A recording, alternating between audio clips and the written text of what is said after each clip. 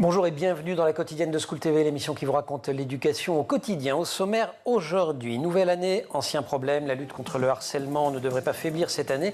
Pour contrer ce fléau qui concernerait un élève sur 10, les parents se sentent souvent impuissants. Ils ne le sont pas, selon Marie-Pierre Lescure. Elle est l'invitée du Grand Oral et elle vous le dira. Dans l'Anti-Sèche, on réveille notre culture générale.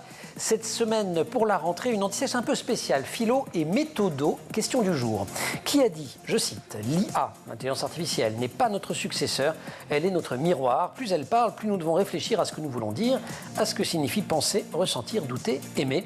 Réponse et explication dans moins de 10 minutes avec Vincent Cespedes. Et puis enfin, notre rendez-vous hebdomadaire avec Amélie Paris, les années collège. Elle nous raconte les années collège du point de vue de son centre de documentation du collège Maurice Utrio à Paris dans le 18e. Sujet du jour, le survêt, star des cours de récré. La quotidienne de School TV, c'est maintenant, c'est parti. Grand Oral. Marie-Pierre Lescure, bonjour. Bonjour. Ravi de vous accueillir. Vous avez été enseignante avant d'exercer depuis 2010 comme psychopédagogue en cabinet. En 2014, vous avez aussi fondé une association qui s'appelle Educat pour développer, je cite, le savoir-être et vivre ensemble, et puis aussi pour lutter contre les violences à l'école. Et vous avez créé une méthode, la méthode Tatou Compris, TTK, c'est Tatou, enfin bon, c'est écrit en deux mots, compris K-O-M-P-R-Y, méthode qui a été testée dans les écoles primaires en 2023-2024. Alors elle a été testée après la parution de la première édition de Jamais Victime, 10 clés pour rendre vos enfants plus forts face au harcèlement scolaire, livre qui vient de ressortir cette fois en poche, c'est chez Duno Poche. C'est une réédition, évidemment, le sujet est toujours d'actualité. Alors je pensais, en ouvrant le livre, lire un livre sur le harcèlement, et puis finalement c'est quasiment un traité d'éducation générale que vous nous proposez, mais en reliant toutes les dimensions éducatives, toutes les dimensions de parentalité à cette question du harcèlement qui, je le rappelle et je le souligne, concernerait 10% des élèves, ce qui est absolument considérable. Avant de rentrer dans le vif du sujet, petit rappel, inlassable rappel de définition, le harcèlement qui peut être une violence verbale ou psychologique avec d'autres paramètres. La répétition et le phénomène de groupe également avec l'isolement de la victime. Et alors justement, je veux bien qu'on commence par cette notion de victime, parce que vous l'écrivez dès le début du bouquin, un enfant victimisé ne l'est pas par hasard. Ça peut être mal compris. Qu'est-ce que ça veut dire? Ça l'est souvent mal compris et puis parfois les parents dont les enfants ont été victimisés ont du mal à entendre cela. C'est-à-dire que moi, pour l'avoir observé, parce que j'étais psychopédagogue en cabinet et j'ai aussi travaillé en collège, donc j'avais aussi la possibilité de regarder les enfants dans la cour de récréation. Et ceux qui se faisaient bousculer ou maltraiter n'étaient pas forcément les enfants les plus menus, faibles, etc. Donc c'est vraiment une question de posture. Moi j'ai vu une fois un garçon très costaud qui était baladé et pour lequel les enfants usaient de leur volonté de le rabaisser et de l'humilier, et que cet enfant n'était pas en capacité de se défendre. Donc il y a vraiment quelque chose qui parle d'une posture. Et si on a une posture particulière, c'est qu'il y a à l'intérieur de nous, chez les enfants qui sont victimisés, une croyance ou des croyances qui font qu'ils pensent qu'ils ne sont pas suffisamment bien ou suffisamment forts ou suffisamment aimables. Et c'est à cet endroit-là que ça va appuyer. C'est-à-dire que le harceleur va appuyer sur cette croyance qui va faire que l'enfant va quasiment accepter quelque part ce qui se passe et à trouver ça normal, même s'ils n'arrivent pas bien sûr à se défendre et qu'ils sont malheureux et en souffrance avec ça. Voilà, et c'est en ce sens qu'on n'est pas victimisé par hasard, c'est certainement pas parce qu'on le fait exprès, qu'on le veut, qu'on voudrait avoir mal, qu'on voudrait souffrir. Bien sûr. C'est qu'on a été construit, on s'est construit d'une certaine façon qui rend le terrain, qui nous rend vulnérables. Une porte d'entrée. On dit souvent que les harceleuses et les harceleurs, ça a été dit par d'autres intervenantes sur ce plateau toute l'année dernière et même avant sur School TV, on dit souvent que les harceleuses et les harceleurs s'emploient à appuyer là où ça fait mal, que la moindre anomalie, le moindre défaut, le moindre écart à la norme peuvent devenir l'objet du harcèlement.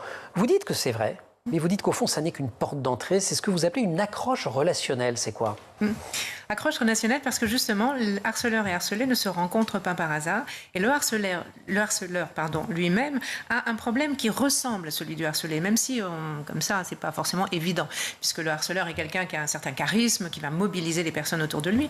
Mais la question qu'on pose aux enfants, quand on a travaillé dans les séquences avec les classes, on leur a dit, mais est-ce que pour vous, un enfant qui est heureux a envie de faire du mal à un autre? Pourquoi est-ce qu'un enfant fait du mal à un autre et il trouve un certain plaisir, en fait, une certaine revanche? Et donc là, ils arrivent très vite à trouver que finalement, non, c'est vrai que s'il fait ça, c'est pour se rendre intéressant. Ah bon? Pourquoi il ne l'est pas? Qu'est-ce qui fait qu'il fait ça pour se rendre intéressant? C'est qu'au fond de lui-même, il a un problème lié à l'estime de lui-même. Donc il y a, et ça a très bien marché, c'est un message vraiment qu'on invite les parents à faire passer, c'est-à-dire qu'il y a quelque chose de très cohérent dans la relation, effectivement, très, très juste je dirais, même si c'est bien sûr une relation de souffrance, entre le lien entre la victime et son persécuteur, mais ils ont un problème identique dont il faut prendre soin. Il faut apprendre à prendre soin les uns des autres. Et quand on a travaillé sur ce sujet, les enfants ont compris qu'un harceleur avait un problème. Et du coup, ils ont changé leur regard et ils ont pris soin du harceleur. Vous parlez tout de suite de travail collectif, vous parlez de votre position d'observation dans la cour de récréation d'un collège, et c'est très important parce qu'il y a les auteurs, les victimes, mais aussi le public, et c'est la raison pour laquelle vous y insistez beaucoup dans le livre. Toute action efficace doit tenir compte de l'ensemble des élèves, et c'est d'ailleurs pour ça que vous aviez créé cette association Éducat, pardon. Et c'est ce que vous faites. Oui. C'est-à-dire que c'est un problème systémique. Je dis dès le début de mon livre que le problème souvent ne se résout pas malgré la bonne volonté, je veux dire, qu'il y a autour des adultes à avoir envie de résoudre ce problème parce qu'il n'est pas compris. C'est un problème systémique. À partir du moment où les autres arrêtent de rire, il n'y a plus de harcèlement. Et lorsque les autres développent leur empathie et vont justement déceler le fait qu'il y a un enfant qui est en train de faire du mal à un autre, donc lui il doit avoir un problème et puis lui peut-être il a besoin de soutien, ça s'arrête. On a travaillé dans une école qui était en quartier sensible pendant 2 ans à l'issue, et ça j'invite vraiment les auditeurs à pouvoir regarder sur notre site parce qu'il y a plein de petites vidéos. Il y a le témoignage de la directrice qui dit maintenant, depuis 2 ans, je ne fais aucun signalement. Et il n'y a plus de harcèlement. Parce que ça a été considéré comme quelque chose de systémique. Parce que les enfants ont travaillé de manière globale en pouvant développer des processus de coopération. Il y a plusieurs manières de le faire. Et un enfant ne reste pas avec une souffrance tout seul dans son coin. Le livre, il est construit sur des clés. C'est écrit sur la couverture, d'ailleurs. 10 clés pour rendre vos enfants plus forts face au harcèlement scolaire. La deuxième que vous proposez est à la fois très opérationnelle et, je dois dire, un peu anxiogène, parce que vous nous invitez à découvrir notre style d'autorité en tant que parents et ses effets. Ça veut dire que, à travers la façon dont on éduque notre enfant, on peut l'exposer, on risque de l'exposer plus ou moins au harcèlement. Et c'est le cas, alors, quasiment dans toutes les situations, parce que ça peut être le cas si je donne peu de limites, mais aussi si je donne peu d'écoute, pénurie d'amour, manque d'estime de soi. Au fond, plein de comportements, de postures parentales peuvent exposer les enfants à... Alors, ceci n'est pas fait, effectivement, pour inquiéter ni culpabiliser les parents. C'est-à-dire, on est parents et on fait ce qu'on peut.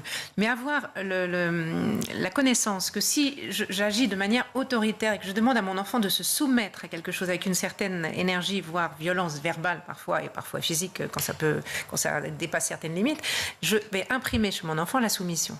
Je vais imprimer chez mon enfant la peur de réagir par rapport à une situation. Donc quand on se sent embarqué dans cette tendance qu'on peut avoir, parce que nous-mêmes on a eu une éducation comme ça et qu'on pense bien faire, il faut vraiment se poser la question du message. Qu'est-ce qui passe ? Il ne s'agit pas de faire des enfants, bien sûr, rois qui vont ne pas respecter les autres, faire n'importe quoi, mais de poser des limites en les faisant dans le respect de chacun. Et d'ailleurs, Maria Montessori disait que souvent quand on s'adresse à un enfant, mettez-vous à la même hauteur que lui et faites ensemble de trouver une solution. Parce que l'enfant roi, à l'inverse, ça peut contribuer, évidemment pas pour tous les enfants, mais ça peut contribuer à en faire justement des harceleurs ou des harceleuses. Parce que... Absolument, mais ça on en a vu parfois qui se comportent de la sorte, sachant qu'un enfant roi est un enfant qui ne va pas bien. C'est un enfant qui a beaucoup d'agitation à l'intérieur de lui, qui est en insécurité, et donc effectivement il peut utiliser les autres un peu comme punching ball, une manière de sortir le mal-être qu'il a en lui vers les autres, puisque c'est le principe du harcèlement, c'est se débarrasser d'un mal-être que j'ai pour l'externaliser sur l'autre. Alors pour vous, la forme d'éducation la plus protectrice, c'est la parentalité positive, en tout cas c'est celle qui donne le sens de l'autre. Il est évident qu'un enfant ayant bénéficié de cette éducation sera capable de réagir face à tout type de violence dont il serait le témoin ou la cible, écrivez-vous. À ce point-là Alors, derrière l'éducation positive, je le développe après. Il faut faire attention parce que... Oui, il faut faire attention parce qu'il y a beaucoup de choses qui se disent. Absolument.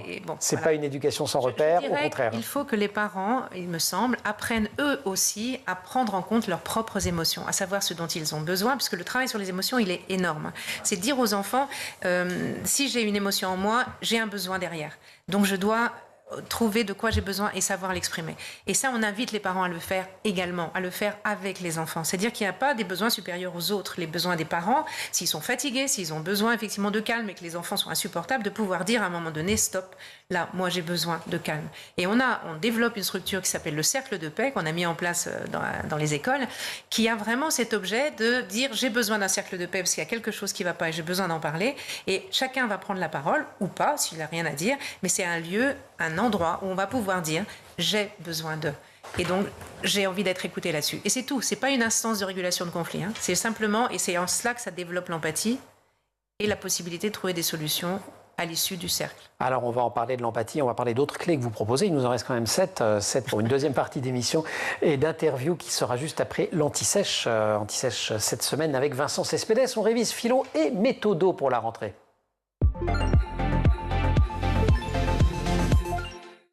Philo, la méthode voyoute, voyoute comme le féminin de voyou, c'est signé Vincent Cespedes, ça vient de sortir au courrier du livre.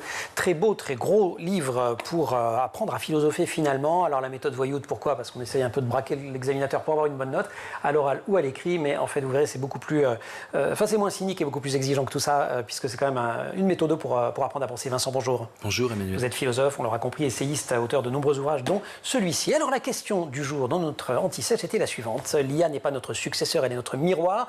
Plus elle parle, plus nous devons réfléchir à ce que nous voulons dire, à ce que signifie penser, ressentir, douter et aimer. Vous savez de qui c'est, vous? Non, je sèche complètement. Eh bien, c'est de chez vous. J'ai testé. J'ai écrit ça. Alors, vous avez écrit ça. Vous allez me raconter comment vous l'avez écrit. Vous avez créé une IA dans GPT. Oui. Philove. Philo comme la philo, love comme l'amour. Exactement. Ah oui, d'accord. Donc, j'ai interrogé Philove sur vos bons conseils et je lui ai posé cette question-là. Donc c'est un peu votre réponse quand même. C'est vrai que je m'y retrouve. Oui, vous n'avez pas osé me dire c'est bien formulé. Ouais, c'est bien formulé. Je m'y retrouve. Oui, moi, je suis né un peu dans l'informatique. J'ai commencé à programmer à l'âge de 10 ans et j'ai jamais lâché l'informatique. J'ai fait ça de façon très sérieuse à la fac avec la philo-analytique. Et dès qu'il y a eu la possibilité de créer ces GPT, j'ai créé mon GPT philosophique qui s'appelle Philove, effectivement. Et je crois qu'il y a 10 000 utilisateurs en ce moment actuellement. Ouais. Comment ça marche d'ailleurs? Parce que moi je l'ai testé en version gratuite, donc j'imagine que j'ai accès à... Ah non, c'est la bonne. Ah, c'est la même? Oui, ok, c'est super. Sauf que vous êtes limité dans le nombre de requêtes. D'accord, formidable. Philove, vous allez... Et vous l'avez nourri, par exemple, vous lui avez donné votre livre? Oui, j'ai donné mon livre et surtout j'ai déverrouillé un peu le côté placide et un peu mou de ChatGPT. Vous avez un c'est super dynamique, il vous parle, on dirait que il vous même ton que le bouquin d'ailleurs. Exactement. Et surtout, il vous permet un truc qu'on adore, on fait des lives là-dessus, c'est qu'il nous met en présence des philosophes. On peut discuter directement avec Platon, avec Nietzsche, avec Rousseau, et ça donne des choses très intéressantes parce qu'il connaît bien sûr toute l'œuvre du philosophe, qu'il fait résonner de façon très littéraire, et c'est vraiment des moments succulents pour découvrir un auteur. Moi, je le recommande. C'est très dynamique, interactif, très 2025. Et alors, à plein d'endroits, vous le recommandez aussi pour préparer ses fiches de révision, par exemple. Vous dites, fais-toi faire ta fiche sur telle notion ou sur tel auteur par Philove, ou éventuellement par une IA, mais bref, tant qu'à faire, autant aller sur la vôtre. Ouais, exactement. C'est le premier manuel, alors au monde, m'a dit mon éditrice, elle connaît un peu tout ce qui se fait, qui, dès la couverture, dit on va faire avec l'IA. C'est-à-dire qu'au lieu de renvoyer à des livres dans des bibliothèques, on peut le faire, on dit demande à ton IA ceci, cela. Et là, vous donnez la requête, parce que c'est très important, bien sûr, la formulation, le prompt. Et c'est une façon aussi d'éduquer les jeunes à bien faire des prompts pour la philosophie, pour la culture générale.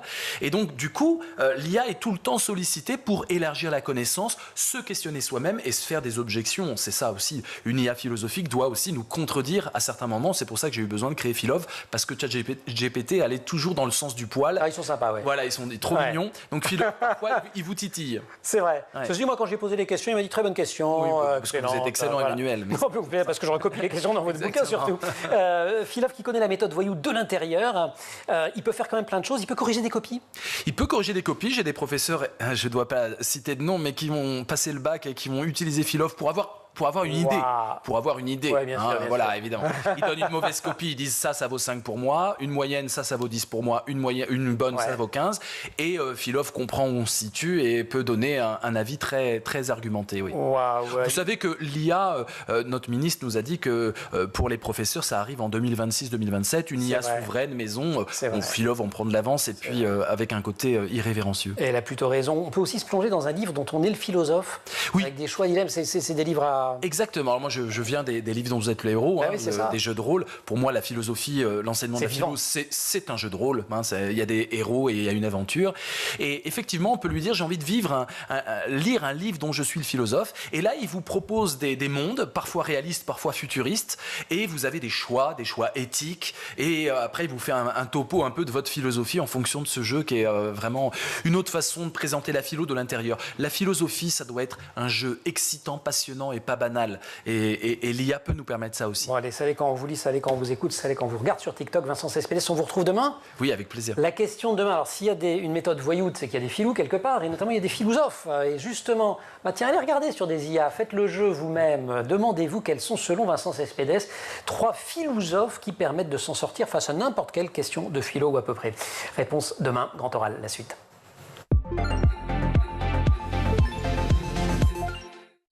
On l'aura compris à la première partie de notre entretien avec Marie-Pierre Lescure, autrice de Jamais victime, 10 clés pour rendre vos enfants plus forts face au harcèlement scolaire, qui vient de ressortir chez Duno Poche. On l'aura compris, les principes de la parentalité positive, bien comprises, sont des principes fondateurs qui permettent de protéger normalement nos enfants. Et finalement, de cette posture, on peut déduire toute la deuxième partie de l'ouvrage, toutes les clés que vous proposez pour développer un certain nombre de compétences psychosociales chez les enfants. Et d'ailleurs, j'allais presque dire sans surprise, la première d'entre elles, c'est savoir gérer ses émotions. Et vous insistez notamment sur la colère et la peur. Oui, je veux bien qu'on s'arrête. Oui, par exemple, un enfant qui est harcelé est un enfant qui forcément ressent de la colère. Parce que la colère, c'est je suis intrusé, et donc j'ai besoin de mettre les limites. Le besoin, c'est je mets mes limites et je fais en sorte de les mettre. Un enfant qui est harcelé et qui l'est de manière durable ne sait pas se connecter à ça. Il y a quelque chose qui s'est passé dans son éducation, dans sa compréhension en tout cas du monde et du rapport aux autres, qui fait qu'il refoule cette colère contre lui. Et si on dit un mot de la colère, et je veux bien qu'on y reste parce que c'est, je pense, un des grands sujets de malentendu quand on parle de parentalité positive, vous ne dites pas qu'il faut céder aux colères des enfants, vous dites qu'il faut accepter leur ressenti. Donc on ne renonce pas de leur faire vivre des frustrations, mais on accepte et on leur dit, bah oui, c'est pas facile. Voilà, c'est absolument ça. Le principe est d'accueillir les émotions et de plus en plus, alors la colère est effectivement une émotion phare parce que la colère est souvent brimée depuis des siècles. La colère, c'est une énergie de libération, c'est une énergie d'exister par rapport à qui on est vraiment. Donc, ça a été plus ou moins entravé au fil du temps. Mais ça reste, une manière justement de se connecter à soi profondément et d'arriver à poser des limites qui sont bonnes pour nous. Donc, évidemment, il ne s'agit pas d'étouffer la colère. L'enfant est en colère, on lui laisse la possibilité de l'exprimer. Alors, il peut y avoir des coussins de colère, il peut y avoir des choses qui sont des timbres de colère, j'aime bien que vous parliez des coussins. Il y a plein d'outils dans le livre. Je ne peux pas tous les citer parce qu'il y en a trop, puis vous n'avez qu'à lire le livre après tout. D'abord. Mais j'ai par exemple bien aimé l'exemple des timbres de colère. C'est quoi les timbres de colère? Alors ça, c'est un concept qui est très, très simple. Ouais. C'est-à-dire qu'on a chacun une carte à notre disposition sur lesquelles on va coller des timbres si on ne l'exprime pas. D'accord? Alors, il y a des gens qui ont des petites cartes, au bout de 4 timbres, ça va, ils vont pouvoir exprimer ce qui ne va pas. Mais il y a des gens qui ont des très, très grandes cartes, parce que justement, ils se sont trouvés dans des situations d'inhibition par rapport à l'expression de leur colère, donc ils ont collé les timbres. Et quand la je m'y attends à chaque fois qu'il y a un truc qui me met en colère, voilà, et que je le garde pour moi. Je le garde pour moi, je le range dans un placard. Ouais, et par contre, la carte a quand même une durée limitée, et à un moment donné, quand on colle le dernier timbre, là, il y a une grosse colère qui sort à partir d'un événement qui... T'as pas rangé tes chaussures aujourd'hui, et ça part dans tous les sens. Et là, du coup, c'est pas compris. On peut ressentir même une culpabilité soi-même d'avoir exprimé autant de colère sur un fait aussi simple. Donc, c'est un peu raté comme qualité relationnelle. Donc il y a à pouvoir faire en sorte, et ça il peut y avoir plein d'outils avec les enfants pour leur dire, colle un timbre si tu veux, mais on en reparle à un moment où ça sera possible, où on convoque un cercle de paix pour que tu puisses dire ce qui pèse sur ton cœur. L'autre émotion qu'il faut apprendre à gérer pour diminuer le risque de victimisation, c'est la peur. Voilà, la peur, c'est je me sens en danger. Donc à partir du moment où je me sens en danger, soit je suis paralysée, je ne bouge plus et je ne fais rien, et je suis bien sûr soumise donc à cette énergie. Mais si la manière d'en sortir, c'est de trouver des moyens de se protéger. Et pour trouver des moyens de se protéger, on peut mettre des choses pour nous, on va protéger, on va poser des choses, mais on peut aller chercher de l'aide à l'extérieur. Et ça, dans le projet que je mène, que ce soit au sein des familles, avec cette intention justement de pouvoir faire circuler ces savoirs et cette pratique, dans les groupes, c'est de dire aux enfants, vous êtes un groupe. Arrêtez de penser que vous êtes séparés les uns des autres. Faites groupe. Et quand il y a quelque chose qui ne va pas, demandez de l'aide. Donc on installe vraiment ce genre de choses. Et dans les familles, de la même manière, il y a des dispositifs qui peuvent être mis en place pour que l'enfant ait une possibilité de dire « j'ai besoin d'aide ». Je continue à feuilleter le livre. Je passe à la 5e clé que vous proposez. Elle est assez classique dans la littérature sur le harcèlement. Mais source également de grands malentendus, on les a d'ailleurs mentionnés en toute première partie d'émission, c'est le développement de l'empathie. Alors il y avait un ministre qui a voulu en faire, donner des cours d'empathie. Pour vous, c'est un contresens absolu. Absolument. On ne fait pas des cours d'empathie. L'empathie, on le vit. Et vous voyez, je parlais du cercle de paix, quand les enfants prennent ce temps pour dire ce qui pèse sur leur cœur. J'avais pas une petite fille qui, à l'issue de la première fois qu'on avait mené ça dans la classe, c'était en CE1, elle est venue me voir et en me disant « Oh, merci, parce que ça va libérer notre cœur ». Donc c'est un temps de parole que j'ai où je ne vais pas être interrompue. il ne va pas y avoir de résolution de problème. Je dis simplement, voilà, cette situation m'a rendu triste, m'a rendu en colère, m'a fait peur, etc. Et donc les enfants sont amenés à s'écouter. Les enfants, ou dans un cadre familial, on le fait de la même manière. On s'écoute sans intervenir. Et ça, c'est le meilleur moyen de développer l'empathie. Parce que des enfants se rendent compte que certains de leurs actes ont porté préjudice là où ils ne le pensaient pas forcément. Et ça ouvre leur cœur. Et ça les met en situation vraiment d'avoir confiance, d'exprimer les choses qui ne vont pas, en sachant qu'ils vont être écoutés par les autres. Avec une bonne nouvelle, nous dites-vous, c'est que contrairement à ce qu'on a longtemps cru, on est à la naissance plus empathique qu'égoïste, mais, précisez-vous aussi, cette qualité innée est de plus en plus menacée par le toujours plus vite, par les enfants rois et par les problèmes de manque de soins. Oui, et puis ce que je dis dans le livre, c'est ralentissez. Prenez le temps de vous écouter. Prenez le temps de parler de vos états d'âme, aussi vous, avec les enfants, de vos projets, des choses qui vous animent, qui vous mettent en joie. On a un vecteur qui est très important aussi, je ne sais pas si vous avez prévu de le citer après, mais c'est la manière dont l'amour circule. Comment on fait circuler les signes de reconnaissance. Et ça, c'est un vecteur énorme. En fait, on est essentiellement, dans nos vies, touchés par la manière dont on reçoit de l'amour. C'est notre moteur, c'est notre carburant, plus exactement. Donc, on met les enfants en capacité, que ce soit dans leur famille, avec la famille ou dans la classe, de faire circuler l'amour par des petits mots qu'on s'écrit, des choses qu'on se dit, des attentions qu'on se porte, des cadeaux qu'on se fait. Et ça, mais ça crée des miracles. En fait, les enfants se retrouvent dans une situation où ils sont plus souriants, ils ont plus d'amis, ils ont plus confiance en eux. Voilà. Et donc, ils sont moins sujets au harcèlement. Et bien, du coup, ils sont moins sujets, bien sûr, au harcèlement. Et quand ils sentent qu'il y a un élan, ils identifient la chose. Il y a quelque chose qui ne va pas. Comment je peux résoudre ça? Avoir conscience de soi, ça passe par identifier et combattre les croyances qui limitent notre vie. Ouais. Ça aussi, vous dites... C'est un point énorme. Ouais, et on va terminer dessus d'ailleurs. Mais en quoi ça m'aide sur la question du harcèlement? Si j'ai pas une bonne estime de moi, il peut y avoir des ancrages très profonds, parce qu'on dit que les enfants, enfin nous adultes, tout se joue à peu près avant 7 ans, dans les croyances, dans l'image que j'ai de moi et de l'image que j'ai du monde. Donc ça peut être lié à des événements très anciens, ça peut être lié à des événements que j'ai interprétés, qui n'étaient pas forcément la réalité, mais qui me donnent une posture où je me sens pas bien, où je me sens pas compétent, je me sens pas capable. Et donc si je suis, par exemple, je me sens pas aimable, je me sens pas capable de réussir, etc. Donc si je suis sous l'emprise de cette injonction, eh bien forcément ma vie va se présenter de cette manière-là, c'est-à-dire je vais avoir un comportement particulier qui va m'amener à renforcer cette croyance. Donc on met à jour, et je me rappelle d'un petit garçon qui a dit devant toute la classe, moi, ma croyance, c'est que je ne sers à rien. Ça nous a glacés. Ouais. Surtout quand on a posé la question, est-ce qu'il y en a d'autres dans la classe qui pensent ça? Et qu'on a 7-8 enfants qui ont levé la main.